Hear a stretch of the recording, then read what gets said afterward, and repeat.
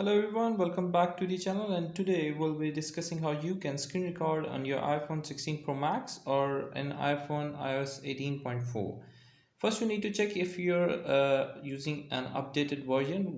Go to your settings, and you need to go to your set. I'll do it again for you. You just need to go to your settings, and in the setting you need to go to your general, and under general go to your software and make sure you have installed the latest version iOS 18.4. If you haven't installed an updated version, you just need to update it, and then you will able to use the latest feature.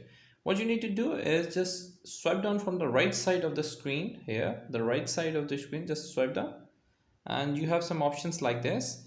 What you need to do is, if you see there is a positive button here, just tap on it, and after doing this there is an option here.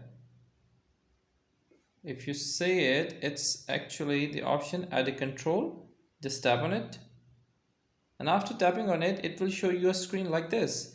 If you see that there is a screen recording option, you just need to tap it and it will automatically come into your swipe down menu. Just tap on it, and you see that I have already done it. So here's the screen record option which you have. You just need to as I have already won, just need to press tab over the screen, and for that's the screen recording option. You just need to tap in, and it will automatically start to record the screen. Just I'm just doing it, just you can check it out. Just tapping it, it will start a timer over here, and the screen recording is just started. So that's how you can actually record the screen, and it will show you a red sign over here.